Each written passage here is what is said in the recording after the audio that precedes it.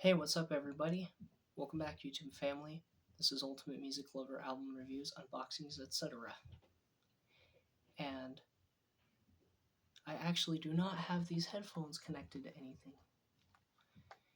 If you want a pair of these are a pair of Shure SRH 840As. These are literally the best headphones I've ever owned. Got them for my birthday. They're perfect for podcasts, recording music, and just hearing every detail. In fact, I ordered another cord for these pair of headphones, so that I could start using these to just listen to traditional music. Just listen to music that's already been recorded.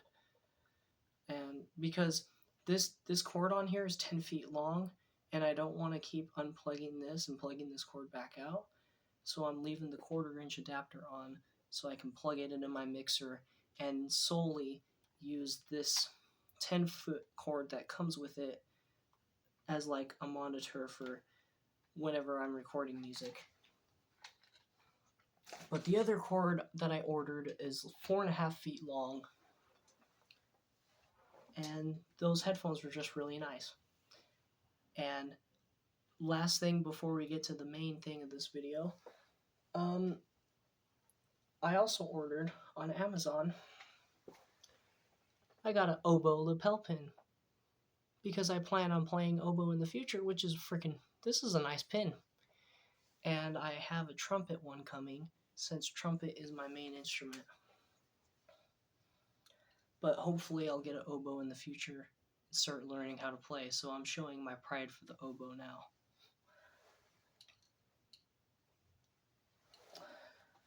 And sorry, the jacket's going to be in the film. And the lighting's not the best, because this is just going to be a traditional video.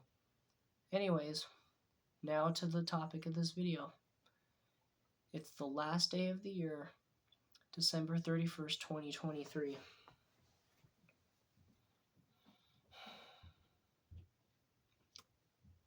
Musically, this year has been freaking amazing. I got a drum kit, electronic drum kit for my birthday. I started writing music. I've discovered some of the greatest albums ever, and also have fell in love with albums that I fell in love with in 2022 or many years before. So today I'm bringing you all together to talk to you about my top 10 albums of 2023. Now, and sorry, like the lights going in and out on the video, I'm sorry. For some reason, every time I talk, it does that, because the lighting's not the best. But just bear with me. So, 10 albums. And I've already heard hundreds of albums. I've heard at least 250 albums. I say hundreds to overemphasize, but the point is I've heard a lot of music at this point.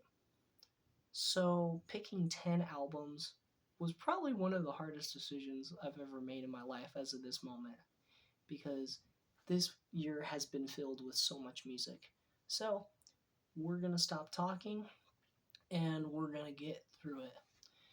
I got to look through all of my albums real quick to find out which ones I'm going to do first. Like, it's hard to start off with going, okay, I know what number 10 is going to be. So, sorry, I didn't organize this video ahead of time. I had a plan for it, but I didn't really organize it. Okay, so, number 10 was an album I discovered when I was 14. I've heard lots of popular songs on it, but I didn't actually hear the album for the first time until COVID-19 hit. So I didn't hear it until 2020. But it's been 3 years, 4 if you count 2020. Well, no, 3. It's been 3 years of listening. I really dropped this album in 2022 after I did a long video on it, a live stream. but I still have it. I still love it. I've listened to it a few times this year still, and it still has made a huge impact on my life. Number 10, we're talking about Pink Floyd's The Wall. This is literally the greatest rock opera I've probably ever heard. There's other great rock operas like The Who's Tommy. I was considering putting Quadrophenia in there because that was a huge album for me. But then I looked back and I thought that those didn't really have like adult impacts. They had more like childish impacts. Um, but the few times I heard The Wall this year, especially in August, I'm pretty sure it was August or September, but when I heard it back then, I hadn't heard it for a while at that point. So it brought back so many memories, and like hearing songs like Another Brick in the Wall Part 2 and Mother, even like The Thin Ice, you know, Goodbye Blue Sky. And what I like to do, because it wasn't included in the original album, I like to put um, I like to put on the song What Shall We Do Now after Goodbye Blue Sky, because that was originally where it was supposed to be placed. Or no, after Empty Spaces. Um, and then like you listen to the whole album and then you get to the songs The Trial and Outside the Wall. And that's when the wall comes falling down. So this was a huge album for me because marching season through marching band, um, I decided to take 2 weeks at some point and listen to all the music that I've ever listened to, like go on a big journey again. So I started with The Cure because that was like the huge freaking. Well, I started with um, Primus, and then it was like The Cure, then Pink Floyd. So I basically went through all the bands that I've started that I started listening to that actually had an impact on my life since like middle school. So when I got to Pink Floyd and got to The Wall, um, I was getting over a crush, which I still haven't gotten over really, but kind of. And it made me bring myself out more.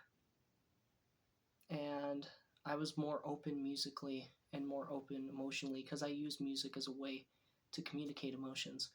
So listening to Pink Floyd's The Wall was like huge because it brought back like my true inner self and the passion that I was fighting for music and all. It was a very impactful moment listening to The Wall again.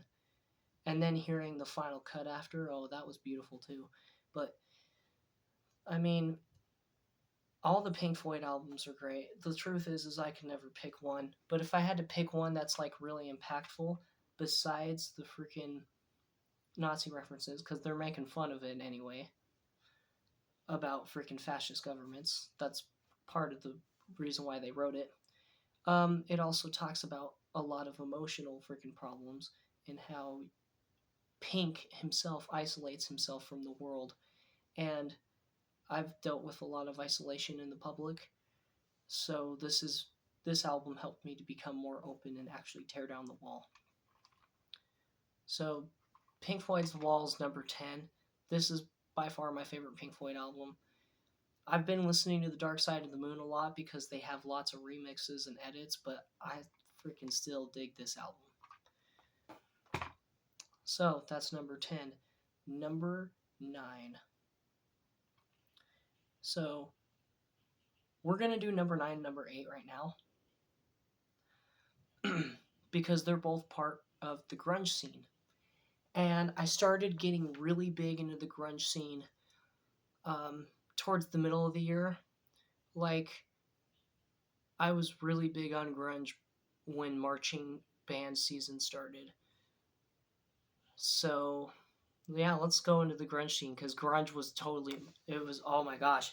See, I remember like listening to Rage Against the Machine and then getting into the grunge scene. It was sweet. So, number 9 and number 8, okay? I'm going to both tie these at 8. Because, well, they're not tied. They're all tied. They're the top 10. They're all tied at 1, to be honest. Because these are all the albums that have had the most impact. But just for the sake of the video, number 9 and number 8, I'm going to tie them because I honestly could not pick one album over the other. And we are talking about Alice in Chains' Dirt and Soundgarden's Superunknown, which I also have on CD, but it's currently the wrong way. I currently have it in a trifold case with both of my Radiohead albums. But yeah. So, what was the deal about these? Well, these really introduced me to the grunge scene, and they really helped me get through a hard time. We're going to start with Dirt because Dirt was released in 92, Superunknown was released in 94, but I discovered Superunknown before. Anyways, so with Dirt, you have, the whole album is good. Like, if I had to pick one song out of here, it would, like, to take out, it would probably be Junkhead, and that would be it. Like, the rest of the album is just freaking incredible. The whole album is. You know, like, you open up with Them Bones, and the first thing you hear Lane Staley doing is going, ah. He's like, it sounds like he's screaming for help. And then you have Damn That River, Rain When I Die. Those are all great tracks. Down in a Hole. Sick Man's even good one. Then you got Rooster. Then the title track, Dirt. One of the ones that I feel like is underrated on this track that I actually really like is Godsmack, to be honest. That's a pretty groovy, grungy track. I like Hate to Feel and Wood. Same deal with freaking Pink Floyd's The Wall. This album, I don't relate to any freaking use of drugs at all, but I tell you what, this album still helped me get through a hard time because I felt like that the main character, portrayed by Lane Staley, because he was under the influence of drugs, that he was feeling isolated to some extent. So I connect with the isolation portion of it rather than the drug use part. But really great album. It was between this and Jar of Flies, but Jar of Flies is an EP, and this is about the top 10 best albums, not EPs. So I picked Dirt because it's such a great album. But Jar of Flies, if I could throw an EP on here, it would be Jar of Flies, because not only is that my favorite EP, but like, that was my introduction to Alice in Chains. And Nutshell is one of my favorite freaking songs of all time. So, anyways, we got Dirt. And now Superunknown. This helped me get through a lot of times during band camp too. Notably songs Let Me Drown, My Wave, the whole album too. If I had to pick one song out of Superunknown, it would probably be Head Down. I like the song, but it just feels like that it doesn't fit that much. Or no, it would be Kickstand. But the whole album is still great. This is another great example of the grunge scene. And songs that really got me through a hard time was like Black Hole Sun. That was a big one. I did not have, like, because at one point there's a line in the song Black Hole Sun that says, Black Hole Sun, won't you come and wash away the rain? And that line really connected with me because of my isolation. I felt like, well, is there a way to wash the pain away? Because I felt like, to some extent, that Chris Cornell was referencing rain as being pain, but not coming out and saying pain, so instead saying rain. I don't know. There's a lot going on here. But another example of a fantastic album.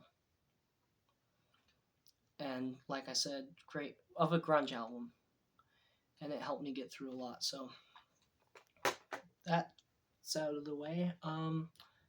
Number 7. Okay, this was a huge discovery this year. Freaking number 7 was, I don't have the CD jacket because I got this as a loose CD, but I think you can tell by the planet stuff on the front cover that that's Radiohead's The Bends. Now, this album was huge. So many songs on here that were so good, like High and Dry, Fake Plastic Trees, freaking Planet Telex, and then even underrated, like I made a joke at one point because I was a fan of Radiohead. Somebody would joke at school and be like, "Oh, so you must like the song Creep, right?" And I'm like, "Well, FYI, I don't actually really like that song that much." And when Radiohead released The Bends, they freaking wrote a song called My Iron Lung, talking about how freaking Creep was the only song making them famous. And I would always turn around and be like, "You want a Radiohead song?" And I would tell them, "My Iron Lung." And I actually prefer My Iron Lung over Creep. But yeah, other songs on there too, like Bulletproof, I Wish I Was, and freaking Black Star, and then the ending track, Street Spirit Fade Out. It was either between The Bends or OK Computer, and it was hard to pick one. The Bends got me into Radiohead, but like I said, and the song Flake Plastic Trees really stood with me because I didn't want to live a fake life, if that makes any sense. I wanted to live life that was real and fulfilling. And being a part of band really helped me get through that because I felt like a lot of people were just being friends to just be friends. Like it's hard to explain, but The Bends was definitely an important moment because I was experiencing lots of mood swings back in August this year, and then it just, because that's basically what The Bends is like mood swings, it helped me see that like my emotions are controllable. So Fake Plastic Trees, though, I tell you, that's a wonderful song, and every time I hear Tom York freaking with the high, at the high part, like at the climax of the song, I always get goosebumps. Like I swear, that was freaking Tom York's Chris Cornell moment. Because every time I hear it, I'm just like, I'm being lifted into the sky. So cool. All right, coming in at number 6, we have. It was so hard to pick one album from this band because all 4 of the albums are just absolutely fantastic. But if I had to pick one that really stood out to me, it was the Battle of Los Angeles, and we're talking about Rage Against the Machine.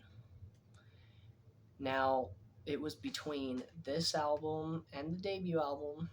I'm still holding the Battle of Los Angeles because I have 3 different copies. But this is probably my favorite Rage Against the Machine album, and my favorite live show, which is the only show I've seen so far, so I can't really justify that. But the Battle of Mexico City was a good show. But yeah, Rage Against the Machine was a big band this year. Freaking all the stuff they talk about, like issues with the system and how it is just flawed in many ways, has really got me more out of my shell than it ever had, than any other music ever has. It's brought a side of me that has focused more on like why the world is the way it is kind of condition. And after learning about what their music is and why they're speaking about all these issues, it made me furious too, and made me want to raise my fist and resist. But the thing that stood out about this album over the other two, because don't get me wrong, Rage Against the Machine's debut is a classic, and Evil Empire is very underrated. I was even considering putting it on this list because Year of the Boomerang is like one of my favorite underrated tracks ever. But the thing that stood out about the Battle of Los Angeles is that they were all matured musically. Every single one of these musicians had something about them that was better than their previous albums, and it just like the way that Tom Morello used his techniques, and Zach De La Rocha dropped better bars, and Tim Comerford had a more distinct bass sound, and Brad Wilk had better drumming patterns. Like, there's really nothing bad about the album itself. Musically, it has improved from the other two, and that's why it chose the spot. Plus, because there's a freaking famous live show after it called Battle of Mexico City, which is what the album was originally supposed to be named, that just made me want to go, oh, like, this is my music. I mean, from start to finish, it's great. The last track, the first track, Testify, then Guerrilla Radio, Calm Like a Bomb, freaking Mic Check, even Sleep Now in the Fire, like it could. And then all the way to the last track, War Within a Breath. Even War Within a Breath is a good song. So, there's just no bad songs on this album. I could not take one out because it all tells one big story about freaking NAFTA. I don't know how else to put it, but like it's just crazy. It's really, really, really, really good. So out of all the Rage albums, if I had to pick one, that would be it. Okay, number 5. This is a pretty funky one from a very unusual band. Talk about Dream of Californication with the Red Hot Chili Peppers. What started this was I actually listened to the song, and then I learned about what the song was. Well, I learned what the song was about. I'm getting things mixed up. So I learned what the song was about, and then I could not get it out of my head because it is just a song that can easily get stuck in your head when you first hear it. The groove and the lyrics, just especially the chorus, you just want to sit there and be like, "Dream of Californication." Like it's a very catchy song. Um, but hearing about all the different issues portrayed in the song and the album, mainly about California, but about the United States following the morals of California. I like music that focuses on social issues, so listening to this album was perfect. And after hearing the song, I got the album, and then I freaking thought the album was amazing. And then I learned how to play the song, the title track, on bass and sing to it at the same time. And then that eventually led me back to what I would eventually hear, which is Blood Sugar Sex Magik, which is a pretty good album. But there's only really one song on there that I like, and it's called The Power of Equality. Under the Bridge is good, but Power of Equality gets me every time. But no, Californication's great. There's no other song I would pick out of there. The whole album and the style of the band's great. Some notable songs, especially, are Around the World. That's a good one. Parallel Universe, Scar Tissue, like the whole thing. Okay. Even Road Trippin'. You can't even go wrong with the song Road Trippin'. And in fact, I think that I'm gonna listen to Road Trippin' while I'm freaking road tripping with my mom this summer, possibly. Um, all right, now coming in at number 5, I'm so happy that I found this freaking gem. Linkin Park's Hybrid Theory. Talk about a band and a fantastic record. After I learned about what happened to Chester Bennington, it literally brought me to tears deep inside because this guy just wrote incredible music. Like the whole album too. Like see, at this point, every album I pick is going to be like every song on it is good. But to pick ones that stood out to me, um, with you, crawling, um, by myself in the end, a cure for the itch even, and pushing me away. Those would be my top picks. But it's crazy to think that there was some like this guy was actually crying out for help in his music, and no one ever really paid attention to it. And it wasn't just like this later, but like it was I could hear it that like I'm not sure exactly what stood out, but he you could hear sections where he was all like calm about it, and then sections where he got so freaking furious about whatever he was talking about. There's just lots of powerful songs, lots of powerful lyrics. It's even though I had never dealt with any freaking suicidal issues, it still helped me get through some mental borders because it helped me see that the truth is it's not that bad. It's not as bad as it's being perceived. Because I think that was the warning that Chester Bennington was putting out there, was that whatever you're feeling is not as bad as you might think it is. And he didn't want people to feel like him. And so I'm glad that I freaking found it out. I wish I would have got a chance to see him live before he died. Same thing with freaking Chris Cornell, but I mean, hey, life just happens. Um, I know that Chris and Chester in heaven right now are happy that I'm freaking discovering their music, and that not all hope is lost in Gen Z. But yeah, great album. Very, very good album. Now, I said number 5. I meant to say number 4 because number 5 was Californication. Now, coming in at number 3,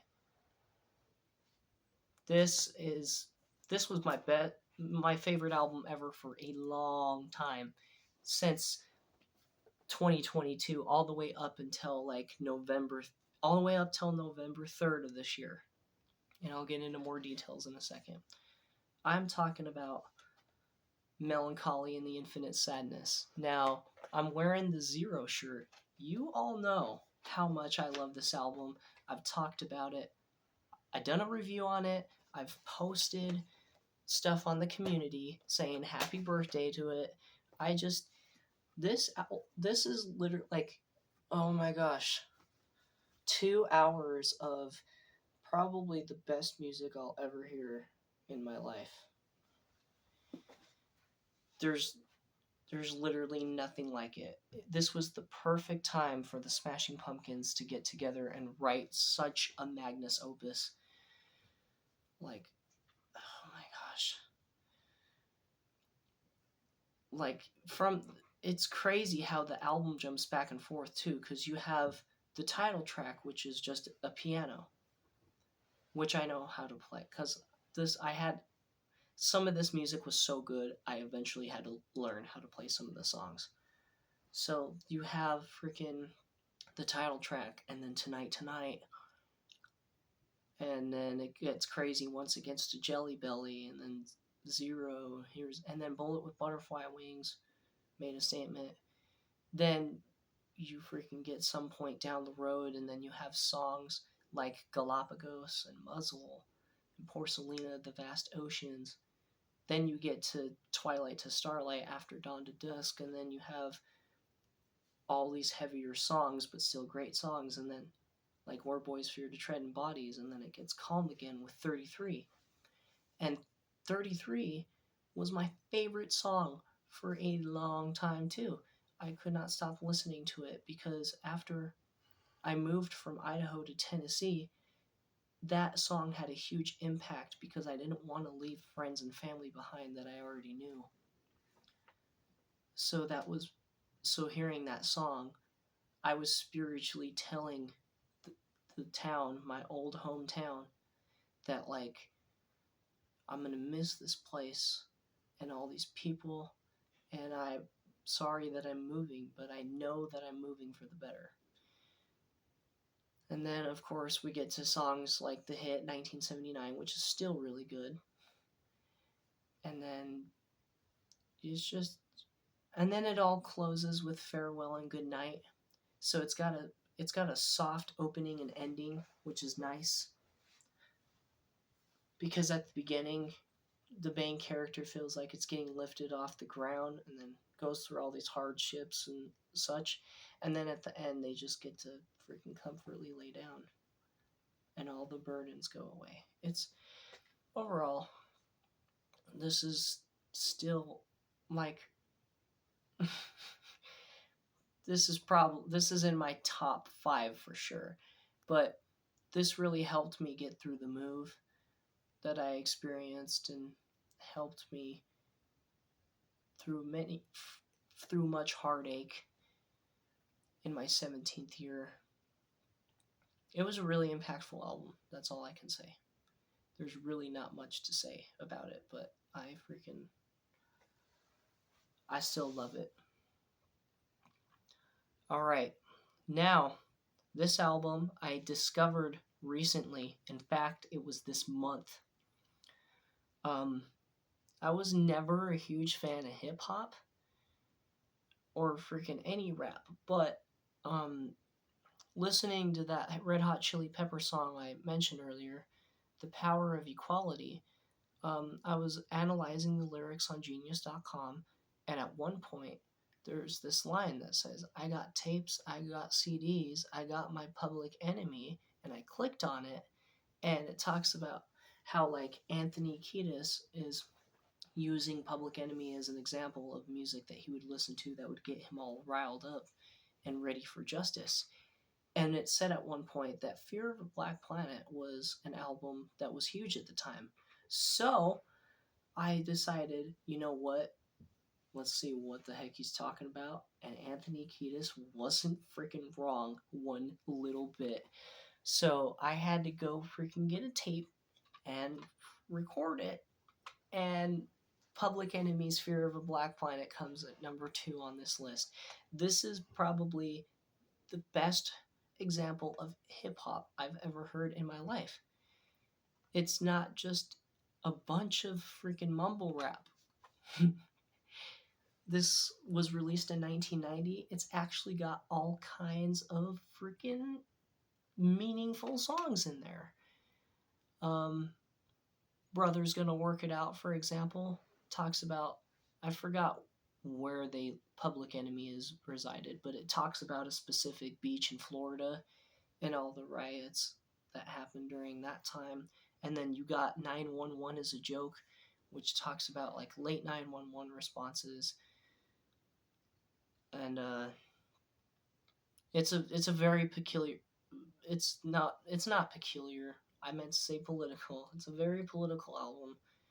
It mainly talks about the issues of interracial mixing between black and white, and because that was a huge thing at the time. And they came out with a statement with this whole album and with the title track in particular that was saying, hey, there's no need for y'all to freaking get mad about this. And then you have the song Fight the Power at the end of the album, which is a song that actually came from an original 1989 soundtrack. I forgot what it was called, but yeah, Very political album. Public Enemy really gets heavy, and then this made me go back and discover Yo Bum Rush the Show and It Takes a Nation of Millions to Hold Us Back, and then Apocalypse 91, The Enemy Strikes Black. It's Public Enemy has probably become my favorite rap group besides Rage Against the Machine, because there's just it's music I never used to like, but then after discovering the true talent behind it, what can actually be done with it rather than what is released these days has made me come to appreciate it more. So yeah, Fear of a Black Planet. The counterattack on world supremacy comes at number 2 on the list. All right, now we're going to talk about some honorable mentions before getting to number 1, because these are albums I wanted to include but could not include. I'm just going to briefly give a great explanation and then just talk about the impact they've had recently. So, Audioslave's debut album. Okay? Zwan's Mary Star of the Sea. Let's start with that. So that was the first album I ever heard by a supergroup. It consists of members of Smashing Pumpkins and A Perfect Circle, which is a very odd mix. But they came out and wrote some good music. And Zwan's Mary Star of the Sea is the only album released by that supergroup. And it became it became my second favorite. It was right behind Melancholy for a long time. And it's still really good, but the impact was awfully short, didn't last that long. I mean, The Wall didn't either, which was on the list, but The Wall had more of an impact than that did. But being a Smashing Pumpkins fan, I had to. Let's see. Audioslave's freaking debut album. This is another great supergroup. That didn't make the list because, I mean, it didn't have a short impact, but I didn't really feel it there. It felt more like it was weird. It was weird having Chris Cornell from Soundgarden with the other band members of Rage Against the Machine. It's great music. And in fact, today I was drumming along to the songs What You Are and Like a Stone. It was freaking phenomenal. It's a phenomenal album. It just, the thing about that one was it really, I don't know. I didn't want to put it on the list because it was just a hard decision. So we're just leaving that as an honorable mention. Weezer's Blue Album. This album's not bad. It's probably Weezer's only good album, to be honest.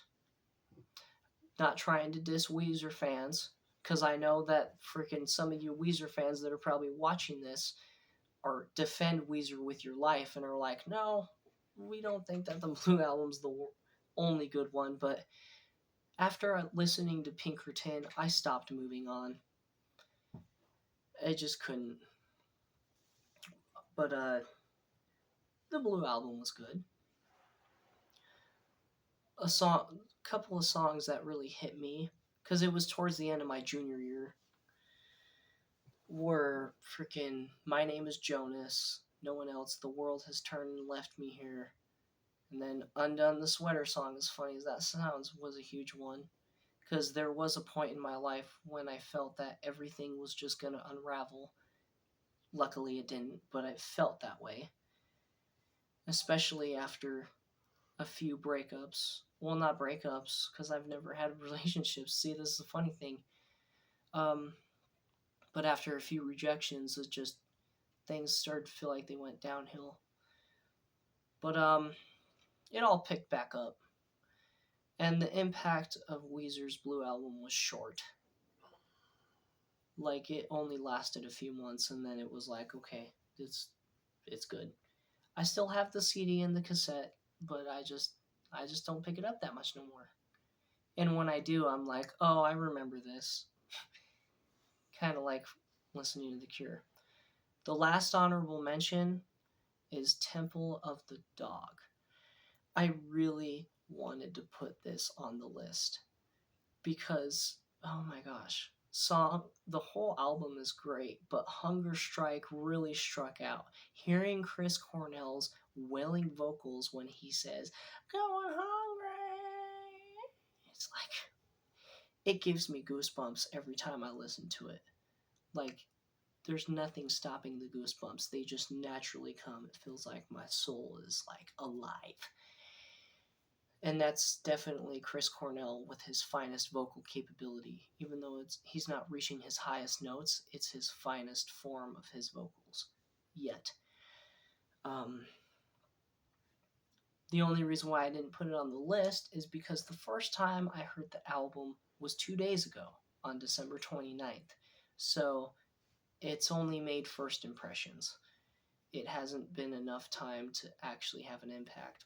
But for first impressions, it might as well be in my top 10 of 2024 because, let's be honest, um, having freaking Chris Cornell and Matt Cameron from Soundgarden, and then Eddie Vedder and freaking bass and guitar player from Pearl Jam, what would eventually become Pearl Jam, it was Mother Love Bone first. That's why it formed, was because the lead guy, I forget the last name, but Andy of Mother Love Bone freaking died of a heroin overdose, which is sadly how Lane Staley died too. Um, they just they freaking Chris Cornell and Matt Cameron were like, "Hey, you want to do this?" And they was like, "Okay, let's do it." So they formed Temple of the Dog, and they only released one album. I hate these super groups that only freaking form to make one album because they have so much awesome capabilities and talent that I would want to see like what their other album would be. But for a first impression, Temple of the Dog definitely is now considered in my top 5. I can't leave Temple of the Dog out no more. But that is an honorable mention. So that's it for honorable mentions. Those are all good honorable mentions. It's a shame that they couldn't make the list. But now, I discovered this album on November 3rd, and that's when this album became the number one album of this year and what is currently now my number one album of all time favorite. What am I talking about? Well, probably the greatest shoegaze album to ever exist. We're talking about My Bloody Valentine and Loveless.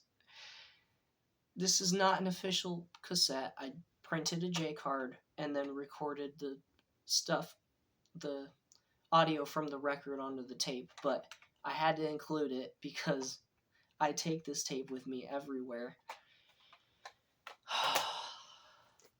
Loveless is such. I'm going to take it out of the shrink because, or not shrink, out of the sleeve because it doesn't look as good in the sleeve. But this is, oh my gosh, it's such a beautiful record. I could talk all night about this one. But I'm not going to. I'm just going to give a short story, a few songs, and then end the video there. But it was November 3rd, so 2 days before this freaking masterpiece turned 32 years old. And someone on YouTube, I want to give a shout out to the username Crimson2000, because there was one point when he said, or she, I don't know which one's which, they, just to make it easier. So at one point, they freaking messaged me or commented and said, "Hey, I got some music suggestions for you. You should go check out Porno for Pyros' debut album and My Bloody Valentine's Loveless." So I was like, okay, let's see what this is all about. So I started off listening to Pornos for Pyros, or Porno for Pyros. It's not Pornos. Anyway, I started listening to that album, and that was kind of a weird album. It was 2 Jane's Addiction members with another guitarist and drummer. It was it was one of the weirdest albums I've ever listened to in my life, to be honest.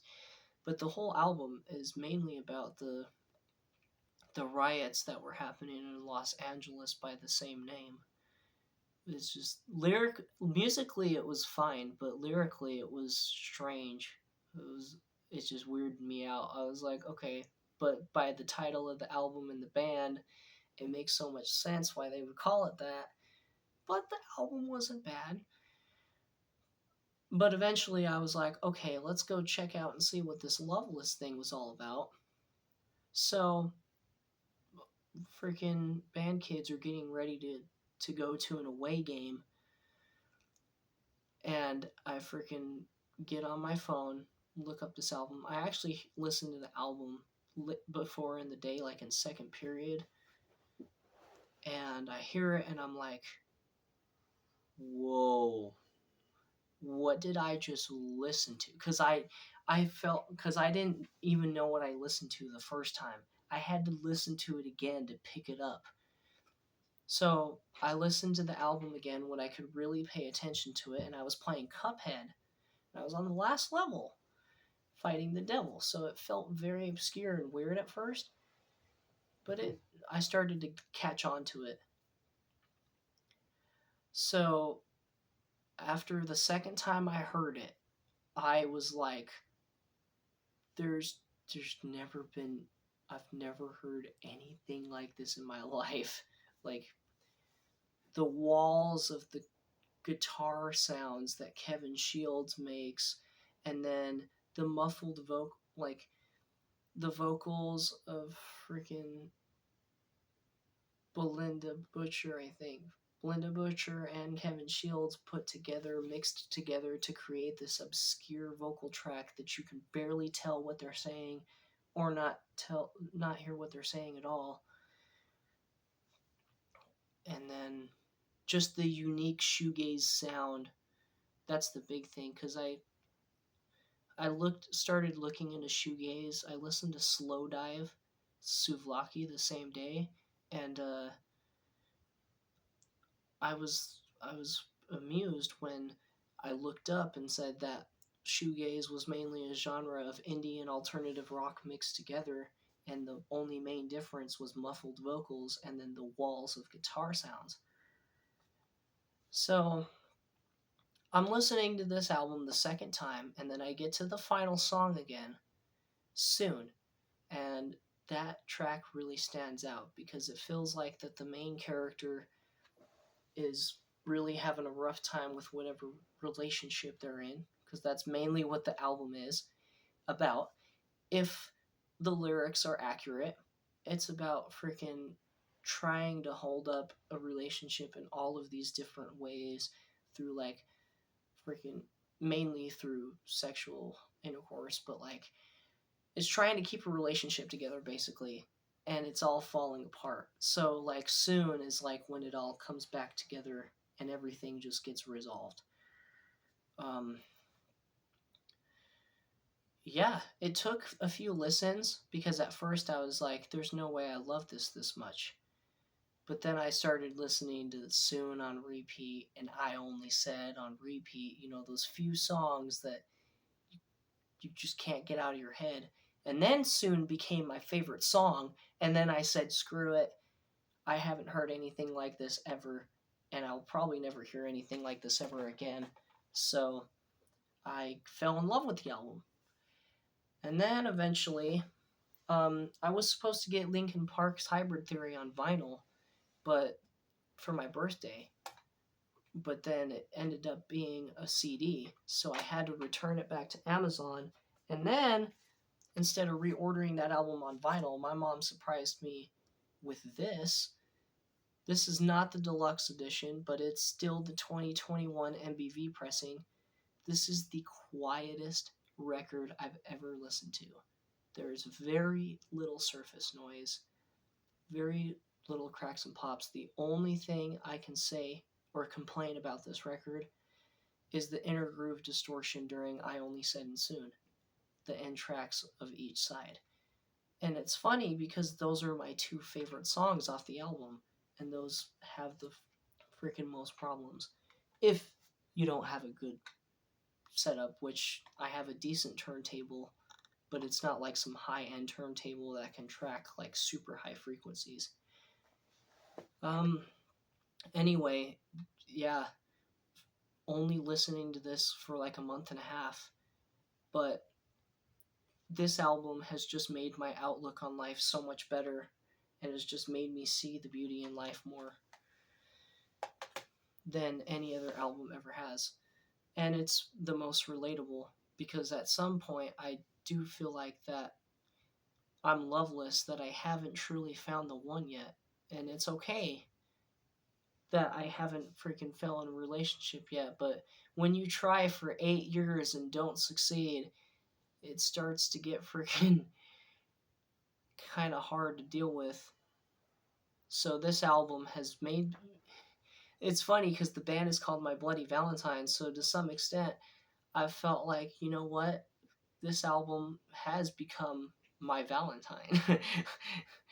Like, there's really no music I've ever heard like it before. Um, that's it. Just we're not gonna just do another run through. Just freaking name the names of the albums. Just because there's probably some sidetracks. So number 10 was Pink Floyd's The Wall. Number 9 and number 8 were Alice in Chains' Dirt and Soundgarden's Super Unknown. Number 7 was Radiohead's The Bends. Number 6 was Rage Against the Machine's The Battle of Los Angeles. Number 5 was Linkin Park's Hybrid Theory. Or no, number 5 was Red Hot Chili Peppers' Californication. Number 4 was Linkin Park's Hybrid Theory. Number 3 was Melancholy and the Infinite Sadness by the Smashing Pumpkins, which I have this Zero shirt because I actually saw them on the 8th of September this year. So that was a huge thing I forgot to mention, was seeing the Smashing Pumpkins live blew me away. And then number 2 was Public Enemy's Fear of a Black Planet, and number 1 is My Bloody Valentine's Loveless. I will do reviews on all of these albums soon, except for Melancholy, because I've already done that. But on the other 9 I just mentioned, I'll come back on the channel sometime in 2024 and freaking do album reviews on all these albums because these are just really freaking amazing. And I'm so glad that I picked these 10 because I've never heard music like this ever until this year. So I'm glad that I'm discovering and becoming more open. With that said, that wraps up everything. I hope you all enjoyed watching this video.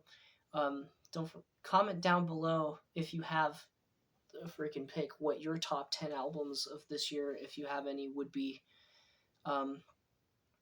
Leave a like if you enjoyed, and then please subscribe to the channel for more music related content, more album reviews. I'll start getting on this channel more often, and I'll freaking I got demos too of songs. I got a couple more demos that I'll hopefully finish by tomorrow, and then I'm hoping to release my album in somewhere between February 14th and 29th of 2024.